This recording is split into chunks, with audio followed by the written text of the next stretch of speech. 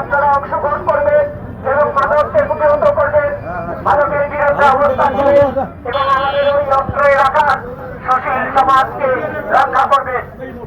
Action action action action, চলবে না চলবে, চলবে না চলবে, অ্যাকশন অ্যাকশন অ্যাকশন অ্যাকশন, মাদকের বিরুদ্ধে, মাদকের বিরুদ্ধে চলবে লড়াই চলবে, চলবে লড়াই চলবে, চলো যাই যুদ্ধে, চলো যাই যুদ্ধে, action action action action action action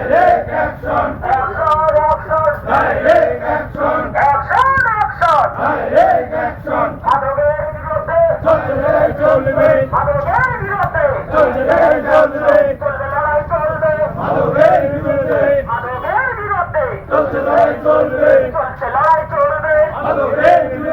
action action action action, চলো যাই যুদ্ধে, চলো যাই যুদ্ধে, অ্যাকশন অ্যাকশন অ্যাকশন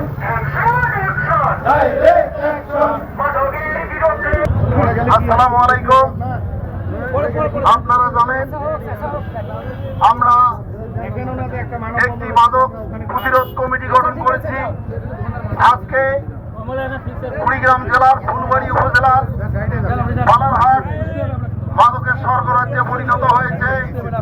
আজকে আপনারা ভালো করে জানেন, আমরা যেখানে যাই রাস্তায় কোনো প্রশাসনের লোকের সঙ্গে সাক্ষাৎ হলে তারা জিজ্ঞাসা করে, ভাই আপনার বাড়ি কোথায়? যদি বলেন বালারহাট, তাহলে তারা পা থেকে পায়ের মাথা পর্যন্ত তারা সার্চ করে। এটা সবচেয়ে আমাদের জন্য কলঙ্ক। আজকে আমরা এই কলঙ্ক মাথায় নিয়ে ঘুরতেছি। যখন আমাদের পিঠ ঠেকে গেল, পিঠ ওয়ালের মধ্যে ঠেকে গেল, ঠিক সেই মুহূর্তে আমরা মাদক প্রতিরোধ কমিটি গঠন করলাম। আজকে এই মাদক প্রতিরোধ কমিটির মাধ্যমে আমরা আমাদের এলাকার আমাদের এলাকা মাদক মুক্ত করার প্রত্যয় ব্যক্ত করেছি। যারা মাদকের বিরুদ্ধে আছেন, যারা মাদককে পছন্দ করেন না, তাদের সকলকে আমি আহ্বান জানাবো, এই মাদক বিরোধী কমিটির পক্ষে আপনারা কাজ করবেন, আপনারা সাড়া দেবেন। আজকে আপনাদের আমাদের উঠতি সন্তানেরা, তরুণেরা, যুব সমাজ ধ্বংসের দ্বার প্রান্তে চলে গেছে।